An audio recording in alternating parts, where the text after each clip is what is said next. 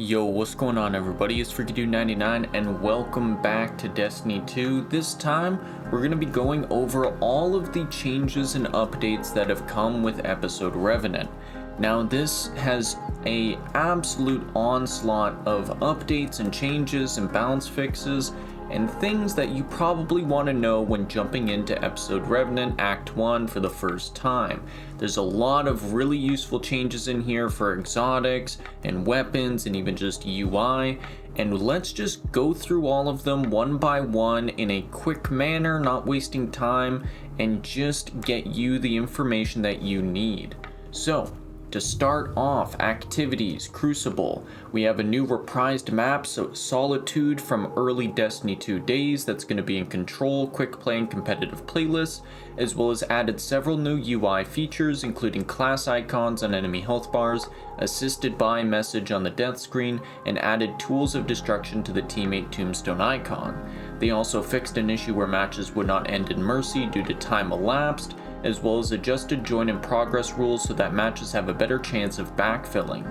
They fixed an issue with our second version of the Snake Draft Lobby Balancer where fireteam members would sometimes be placed on separate teams and re-enabled the Snake Draft Lobby Balancer. Fixed an issue where the weapon portions of Not Swap was sometimes activated in playlists other than Trials and Competitive, and fixed an issue where takedowns could sometimes drop an additional ammo brick from teammates.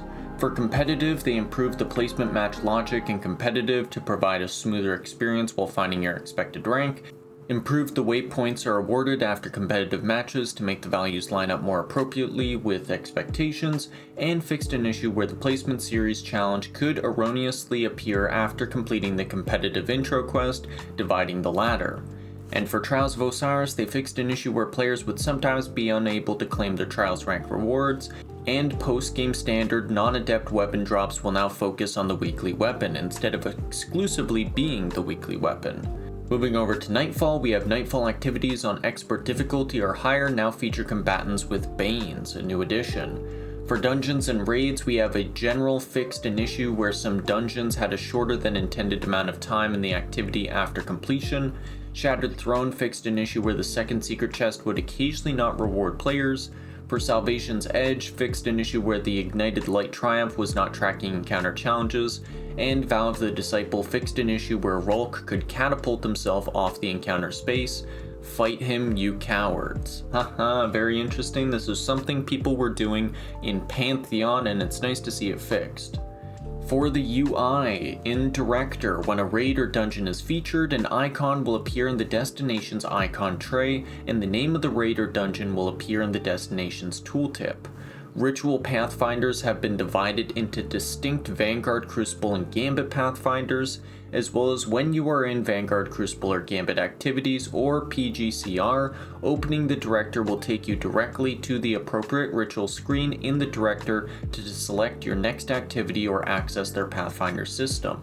This enables quickly opening the relevant ritual screens to easily access reputation streaks, Pathfinder, and relaunch related activities, as well as activity launch overlays have been adjusted to divide Skull's activity modifiers into 4 categories to better inform player build crafting.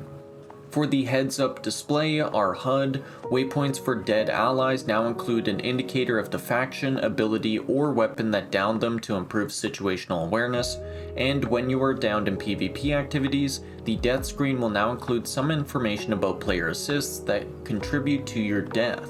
For Fireteam Finder entry point is now grayed out in launch overlay when current activity is unsupported.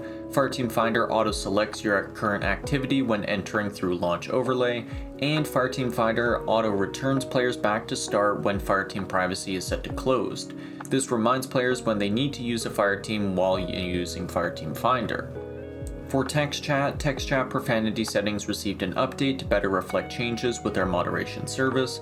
Fixed text chat bug that was causing commands in certain languages to say that the command was unknown.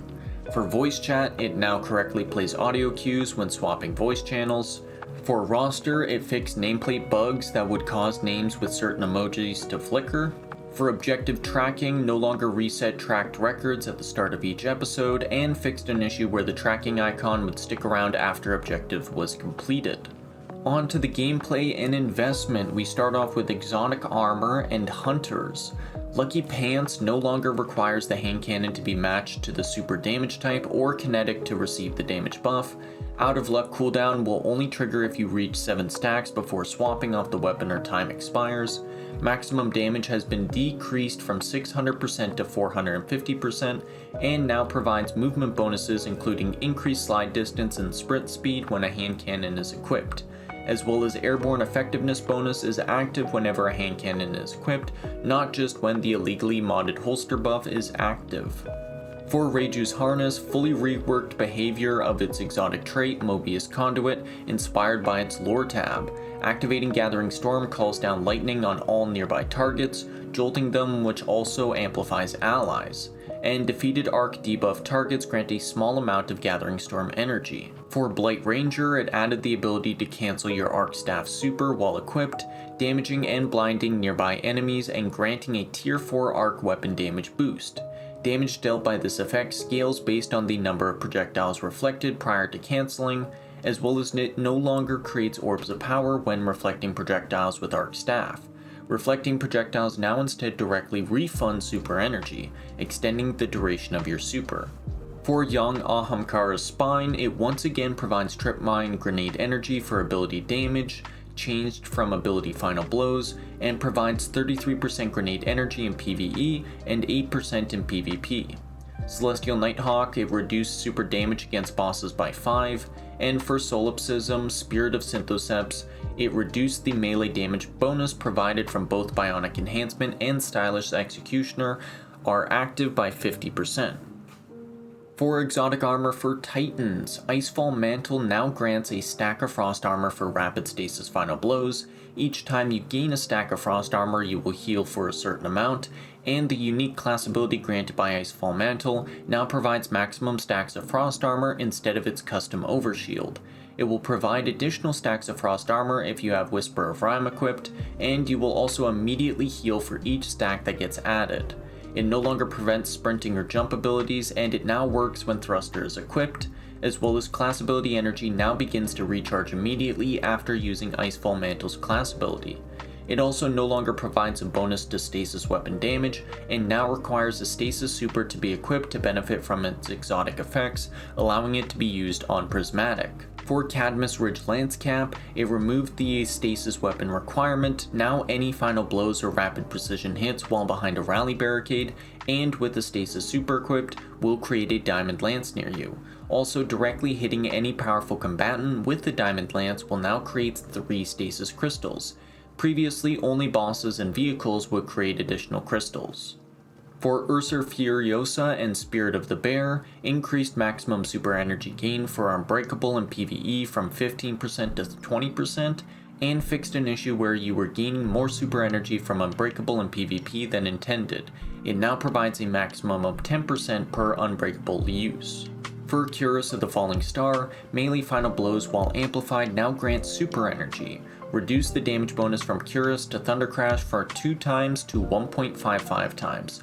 And when combining with the buff to Thunder Crash base damage, this results in the same damage as it did previously. As well as it replaced the Overshield after impact with damage resistance, which is 50% in PvE and 10% in PvP. For Pyrogale Gauntlets, it increased damage of the Super Cyclone explosions by 10%. For Peacekeepers, dealing damage to combatants with an SMG increases SMG damage for a short time, maximum of 20 stacks, 100% bonus damage, and lasts for 1 second. Each hit adds a stack and refreshes the timer. For Mask of the Quiet One, with Void super equipped and rapid final blows and final blows while at critical health will now grant Devour. For Hazardous Propulsion, fixed an issue when destroying certain objects such as stasis crystals was being counted as final blows for loading Exodus rockets. Final blows caused by shattering crystals created via the weapon perk Headstone will still have a chance to load rockets. And for Stoicism, Spirit of the Star Eater, it reduced the benefit granted Twilight Arsenal from 70% to 25% and reduced the benefit granted to Thunder Crash from 70% to 50%.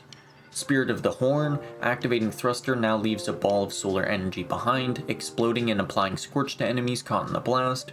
For Spirit of Alpha Lupi, it now activates on Thruster, which heals you and nearby allies, and Spirit of Hoarfrost, activating Thruster now creates a pair of stasis crystals. For Exotic Armor on Warlocks, Skull of Dire Ahamkara, it added Weapon Final Blows while Devour is active grants super energy, with more energy provided for defeating powerful combatants. For Ballador's Wrathweavers, it adjusted the perk to increase the shatter damage of targets frozen by Shadebinder's super projectiles. This means even allies breaking enemies out can activate the perk as well, and added the granting Frost Armor to your allies with Frost Pulse or Winter's Wrath grants you super energy, with more energy provided by aiding multiple allies. For Sanguine Alchemy, it now marks targets you damage while standing in a rift, and you deal 10% extra damage from any source against marked targets. It also now provides Surge ×4 to weapons that match your super damage. For Verity's Brow and Spirit of Verity, it increased PvE grenade damage for the first stack of death throws from 20% to 40%. Each additional stack now provides 15% grenade damage, up to a maximum of 100% at 5 stacks. PvE bonus damage is unchanged though.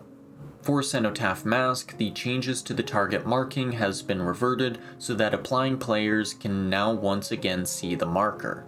For Osmiomancy Gloves, it reduced the increased Seeker distance and speed by 15%. For Speaker's Sight, Orb of Power Generation has been re-enabled in PvP, where it now requires 6 instances of healing against a damaged ally to create an orb.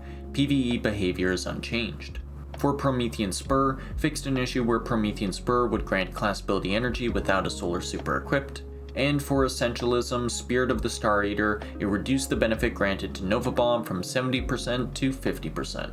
Now for some armor mods, the Emergency Reinforcements armor mod has been updated to no longer overwrite other sources of damage resistance.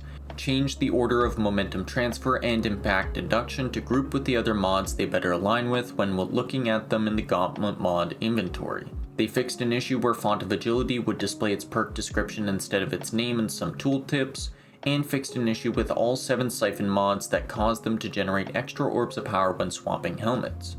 It also fixed an issue with the Harmonic Reserves armor mod, where it would not reliably function while a prismatic subclass was equipped.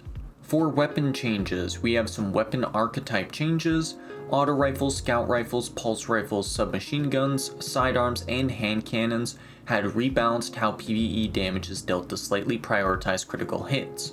So increased critical hit damage by between 5% and 7% depending on subfamily, and decreased body shot damage by around 5% and 7% depending on subfamily. Pulse Rifle Heavy Bursts, including Graviton Lance and Revision 0 Heavy Burst, they increased the RPM from 300 to 324, but decreased damage in PvE by 18% for legendary weapons in the subfamily. Graviton Lance in Revision 0 Heavy Burst mode reduced by 8%. For Sniper Rifles, they reduced flinch received from enemy AI by 50%, reduced camera roll received from players by 10%, and increased damage against miners for 60%, majors for 75%, mini-bosses at 35%, and champions at 25%. For Glaives, they corrected an issue where perks that change magazine size could sometimes display incorrect preview values. For Shotguns, they increased minimum damage after falloff from 0% to 40% versus AI only. For rocket-assisted sidearms, they reduced reserve ammo by 25%. For Trace Rifles, they increased base PvP ammo from 25 to 29. For machine guns that are high impact, they increased critical hit damage by 4%. For heavy ammo grenade launchers, they decreased damage from the detonation by 5% against combatants, increased projectile impact damage correspondingly globally, and in PvP total damage is the same, just split differently between detonation and impact. In PvP, heavy GLs now deal approximately 7% and 26% more impact damage depending on the blast radius stat. And rapid fire grenade launchers increased impact and detonation damage by 7%. For some PvP weapon tuning, we have a bunch of changes here that I'll show on screen as well. For sidearms, they pretty much increased all critical hit damage, as well as did that for all of the other subfamilies. For submachine guns, they increased critical hit damage, auto rifles, they increased critical hit damage, and hand cannons, they increased critical hit damage. Pretty much every PvP primary weapon has had their critical hit damage increased by some amount. Very minor, but when you're in something like PvP, this will be noticeable. Now for some exotic weapon changes. Choir of One saw reduced base reserves from 250 to 200, reduced max reserves from 384 to 300, reduced impact damage of the point blank projectile by 50%, and increased hipfire projectile damage against players by 10%. It also now starts with 7 ammo in Crucible and gains 7 from crates and ammo bricks. For Huckleberry, they folded the original Catalyst behavior into the base perk, so takedowns now fully refill the magazine, and replace the Catalyst perk with Kinetic Tremors. For Terrabaugh, when Ravenous Beast is active, you gain damage resistance against solar incoming damage. For Symmetry, you now gain a stack of Dynamic Charge on takedowns in addition to precision hits. For Duality, on Black Wing stacks for max effect reduced from 5 to 3, extended duration of buff from 7 seconds to 10 seconds. For Lumina, they updated hip fire projectiles to behave like support auto rifle healing shots. For Bad Juju, they increased lifetime of String of Curses from 3.5 seconds base to 5.5 seconds base.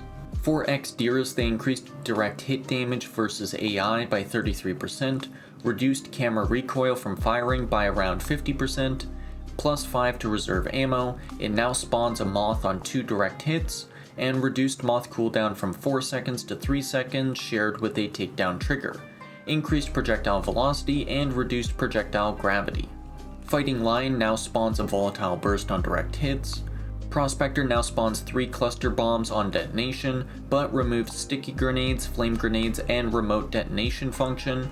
Mag size reduced to 6, but plus 50 reload speed instead of plus 70 inventory on Masterwork. Chaperone, they added the ability to trigger Roadborne on 2 rapid precision hits.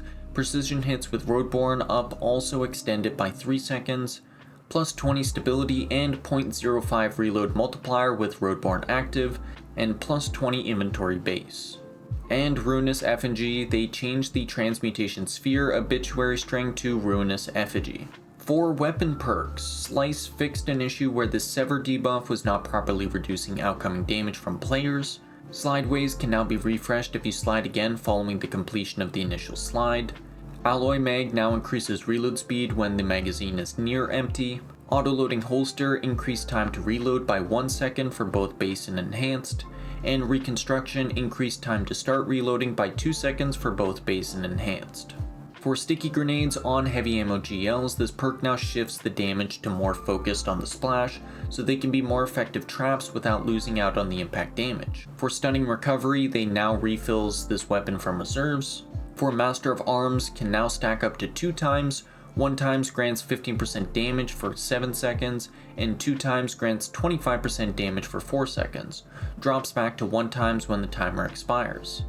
Dawning Surprise Origin trait, they removed the time limit between takedowns, now requires takedowns in a life instead of in rapid succession. For Air Trigger, they fixed an issue where the enhanced version was not granting additional reserves. For Iron Reach, Iron Gaze, and Iron Grip, they reduced the downside stat penalties, base from -30 to -20, and enhanced from -25 to -15.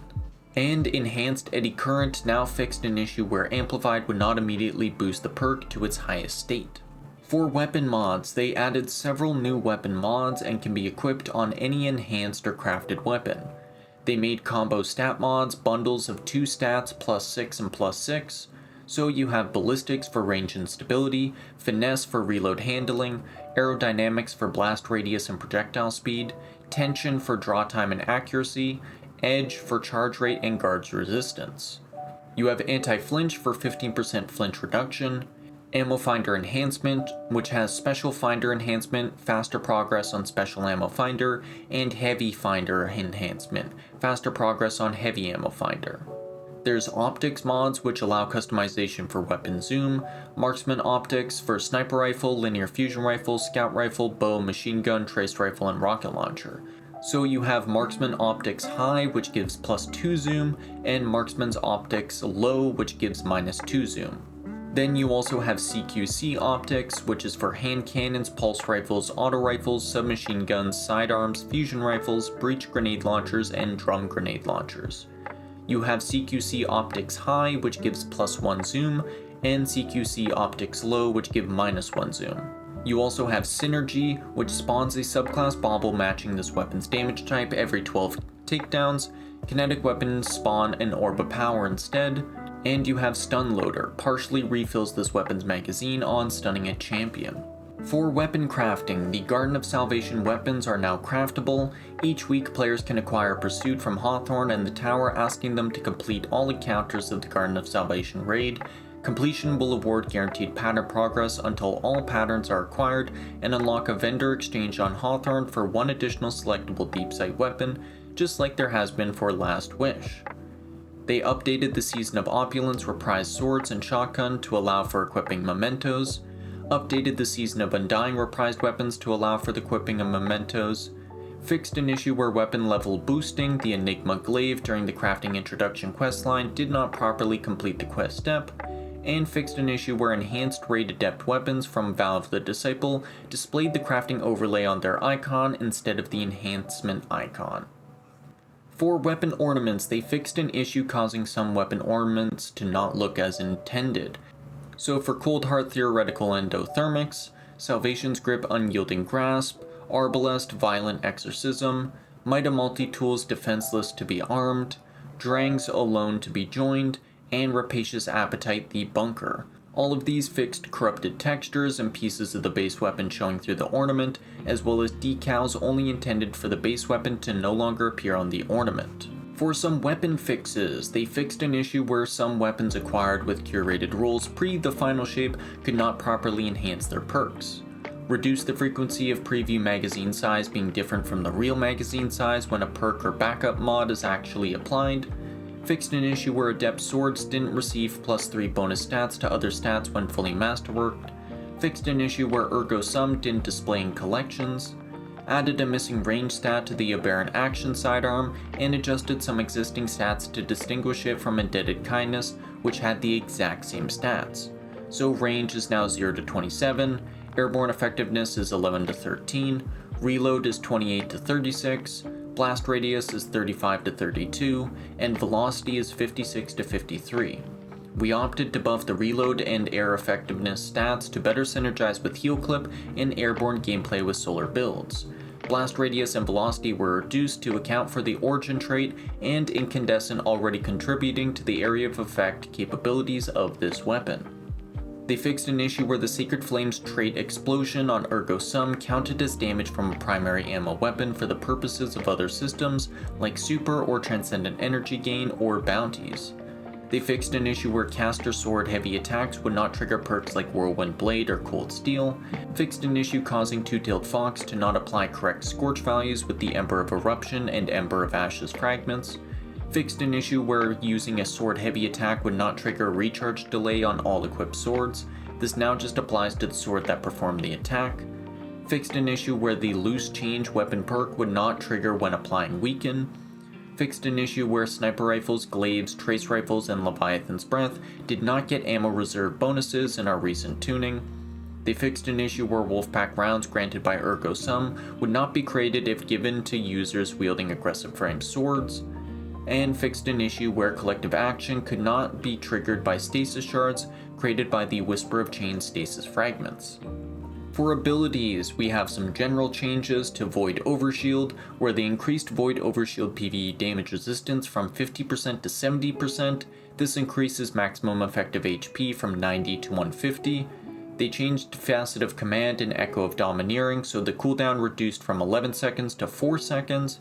And Swarm Grenade, where Swarm Grenade submunitions are now easier for players to shoot down, and they can now chain detonate other submunitions when destroyed. For the Titan abilities, Towering Barricade and Rally Barricade. When a player is standing behind a barricade, the barricade now taunts combatants in front of the barricade.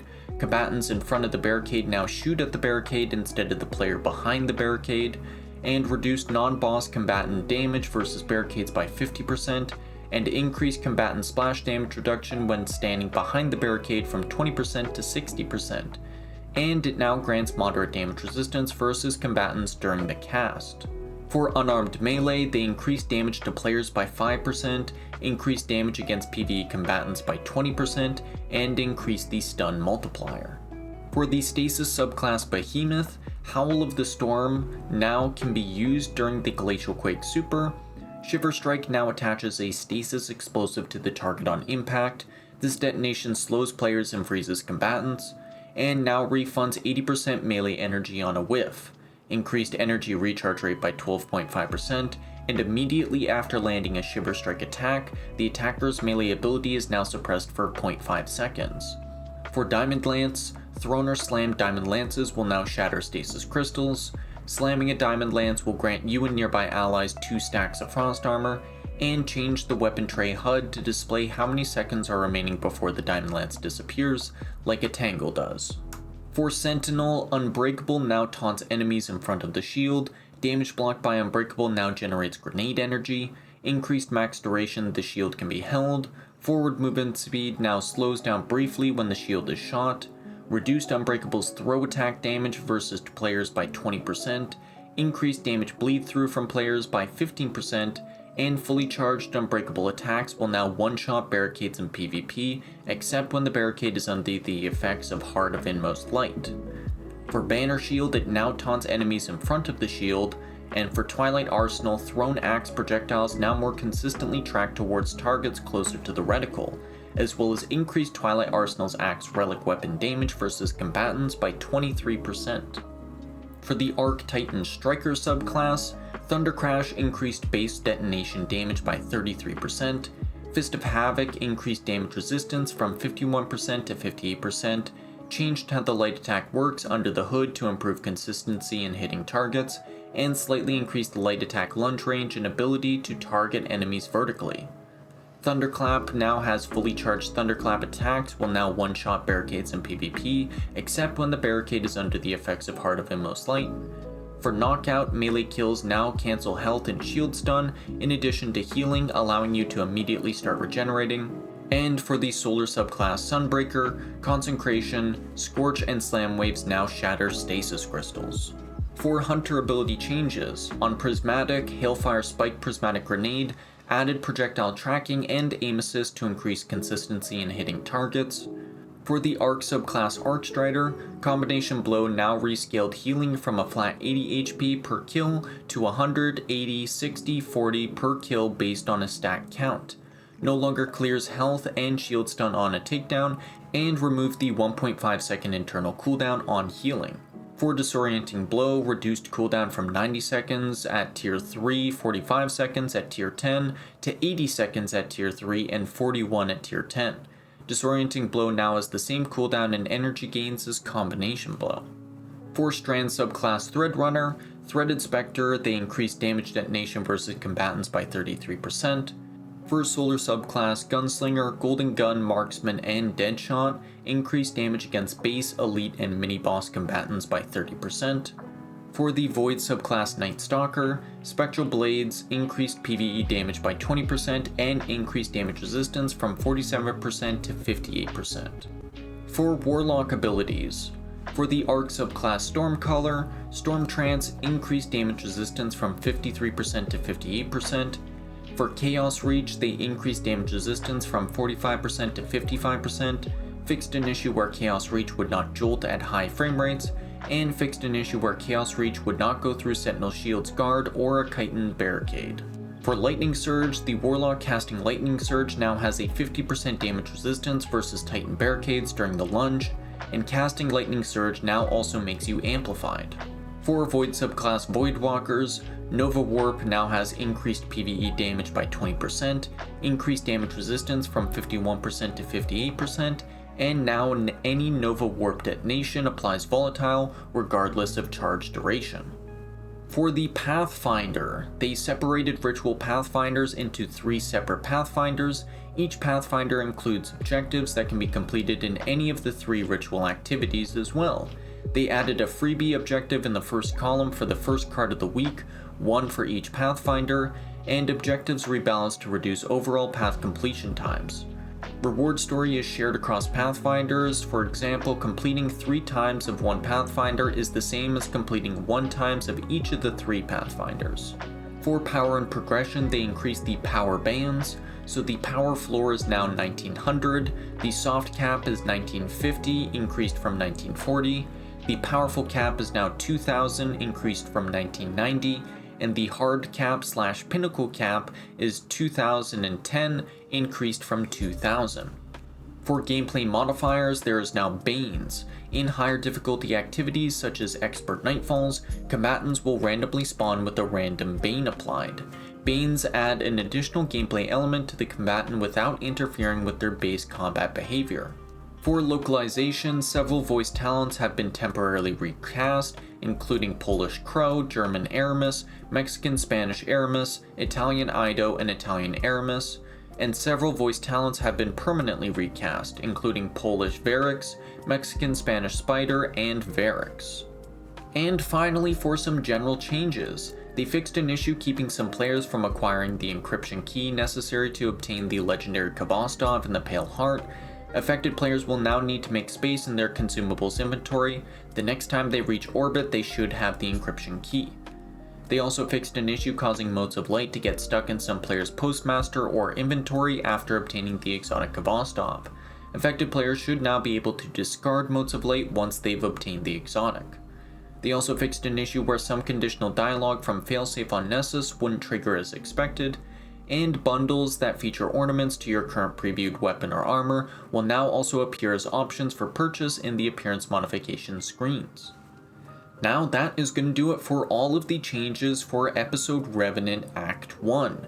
This was an absolute monster amount of changes, but I hope I got through this all in an efficient amount of time, allowing you to see exactly what changes were made and not have any other filler. Thank you everybody so much for watching. I have been Freaky Dude 99, and we'll see you in the next video. Peace out.